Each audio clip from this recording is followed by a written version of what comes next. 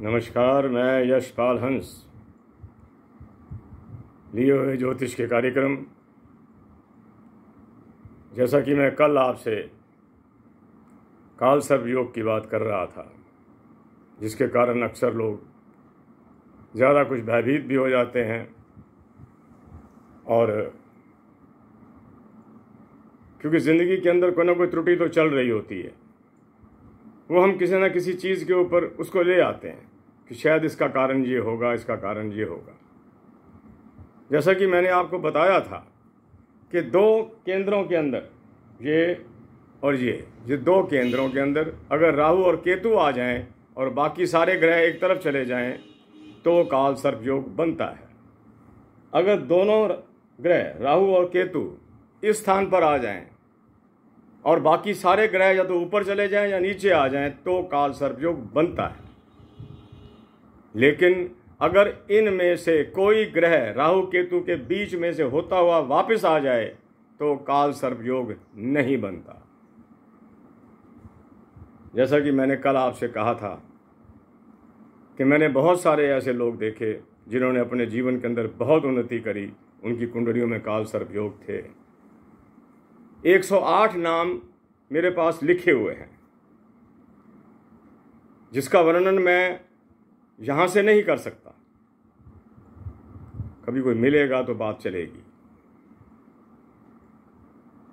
तो मैं बताना चाहता हूं कि वो चीजें जो मूलभूत में भृगु जी ने हमारे को दे दी, भृगु संहिता के अंदर कुंडलियों के माध्यम से कि आप देखिए कि आपका कौन सा ग्रह कमजोर है।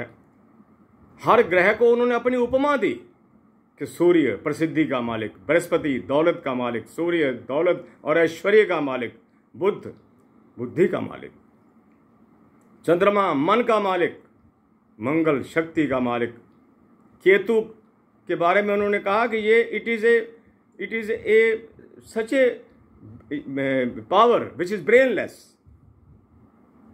पावर तो है लेकिन विचारणीय नहीं है, विचार नहीं करता ये। राहु के बारे में तो सबको पता है कि राहु अगर किसी की कुंडली के अंदर ऐसे स्थान को प्राप्त कर जाए, ये राजनीतिक भी बना देता है व्यक्ति को। लेकिन उसके अंदर एक विभिन्न प्रकार की सोच अवश्य रहेगी, क्योंकि वैसे तो मूलतः मैं क्या कहूं, हर व्यक्ति अपने हित को आगे रखकर चलता है और उसमें कोई बुराई भी नहीं है। लेकिन राहु वाला व्यक्ति अपने हित को सबसे पहले आगे रखेगा। बंधुओं, कितने अच्छे उन्होंने तरीके बनाए थे जो आज कलयुग के अंदर पीछे हट गए। पहले कुंडलियों के मिलान होते थे, लड़का लड़की की शादी करनी है, अभी कुंडली का मिलान करो जी। 36 गुण हैं टोटल, 36 में से कितने मिल रहे हैं? आज भी होता है, कुंडलियों का मिलान भी किया जाता है, गुण भी मिल रहे होते हैं, लेकिन बात फिर भी नहीं बनती। कारण क्या है कि हम अंदर ग्रहों को नहीं देखते। जब तक हम कुंडली के अंदर ग्रहों को नहीं देखेंगे, आप देखिए गुण तो मिल गए, 36 में से 28 मिल गए, लेकिन 7वें घर का मालिक 8वें में चला गया, 7वें का मालिक दूसरे में चला गया। अब 7वें का मालिक 8वें में चला जाए तो इसका मतलब स्पष्ट होता है कि विवाह के बाद कुछ गड़बड़ हो सकती है। दूसरे में चला जाए तो जीवन में संशय आ जाते हैं। ग्रंथ भरे पड़े हैं इन चीजों से। केवल अंक मिला लेने से बात पूरी नहीं होती। हमें देखना है कि कुंडलियां कैसी हैं। दोनों की कुंडलियों के अंदर अगर नाड़ी दोष आ जाए तो गलत, मंगल दोष आ जाए तो गलत। मंगल के कारण कोई रिश्ते नहीं टूटा करते। मंगल से मतलब ये होता है कि एक व्यक्ति कुछ ज्यादा बीमार रहेगा। अगर कुंडली के अंदर भकूट दोष हो तो इसका असर संतानों पर पड़ता है। और अगर देखो अपने अपनी जिंदगी के तजर्बे कि जी ये राक्षस गण का है, ये देवगण का कैसे बात बनेगी जी? ठीक है, जो इन बातों को मानते हैं, बात तो ठीक है ना वैसे, कि एक व्यक्ति, राक्षस गण वाला व्यक्ति प्रोग्रेसिव होता है, उसमें उन्नति करने की भावना होती है, कोई वो राक्षस नहीं बन जाता।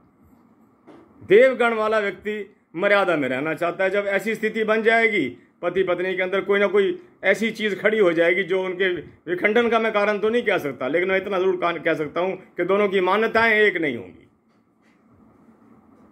इस पर भी लंबी चर्चा, हर चीज लंबी चर्चा मांग रही है, और मैं भी उसके लिए तैयार हूं कि जैसे जैसे वक्त आएगा मैं आपसे लंबी बातें करता चला जाऊंगा। आज मैं यही बात कर रहा हूं। कल मैं एक बात जो आपसे करना चाहता था वो कुछ हद तक रह गई, वो मैं आज कर देता हूं। उच्च का ग्रह शनि देव तुला राशि में उच्च के हो जाते हैं। ये मेरे आज के अध्याय का एक टिप है। शनि देव तुला राशि में उच्च के हो जाते हैं। शनि के बारे में यह प्रख्यात है, और संस्कृत का श्लोक भी सुना देता हूं कि स्थान वृद्धि करो शनि, स्थान हानि करो जीवा। जीवा कहते हैं बृहस्पति को। बृहस्पति जहां बैठेगा उस स्थान की हानि करेगा, और शनि जहां बैठेगा उस स्थान की वृद्धि करेगा। लेकिन शनि में यह है कि जहां जहां देखेगा, जिस स्थान पर इसकी तीसरी, सातवीं और 10वीं दृष्टि होती है, वो स्थान को यह कमजोर कर देता है।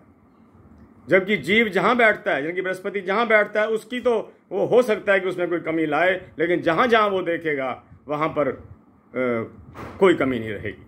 मैं एक ऐसे व्यक्ति को भी जानता हूं जिसका अष्टम में बृहस्पति है।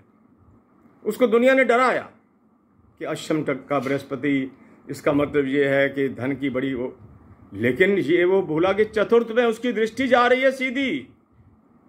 चतुर्थ भाव जो धन भाव है, माता पिता का घर है, सुखों का घर है, और माता का घर है, पिता का नहीं, माता का घर है, सुखों का घर है, जनता के प्रति प्रेम का घर है, वहां पर अष्टम से दृष्टि जा रही है। अष्टम का मतलब ये हो गया कि इसको खानदानी तौर के ऊपर, पारिवारिक तौर के ऊपर इतना संपत्ति मिलेगी, इतना सुख मिलेगा कि ये जीवन में आनंद को भोगेगा।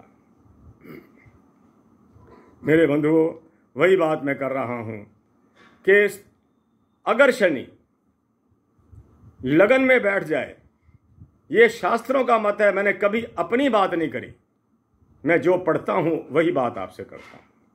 ये शास्त्रों का मत है। अगर शनि कुंडली में उच्च का होकर भी क्यों ना बैठ जाए लगन के अंदर, ये सारी कुंडली को कमजोर करता है। और ऐसा हमने देखा, हमारे जीवन में भी ऐसा आया कि कुंडली ने, अगर कुंडली उच्च का होकर भी, कुंभ राशि का होकर भी, मकर राशि का होकर भी, जब जब ये लगन में बैठा, इसने जहां जहां दृष्टि डाली वहां वहां कमजोरियां पैदा करी। तीसरी दृष्टि पुरुषार्थ के घर पर डाली, आदमी पुरुषार्थ ही नहीं होता। सातवीं दृष्टि दाम्पत्य जीवन पर डाली, पार्टनरशिप पर डाली, वहां पर आदमी टूटा। और 10वीं दृष्टि इसने कारोबार स्थान पर डाल दी। एक बार तो उन्नति दे दी, लेकिन बीच में एक बार गिराया जरूर।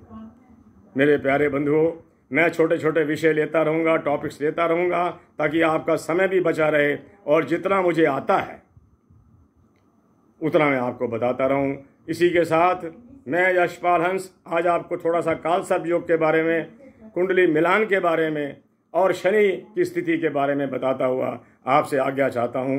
इसी के साथ मैं यशपाल हंस करनाल से आपके पूरे परिवार की, समूचे परिवार के कल्याण की कामना करता हुआ आपसे नमस्कार करता हूँ। नमस्कार।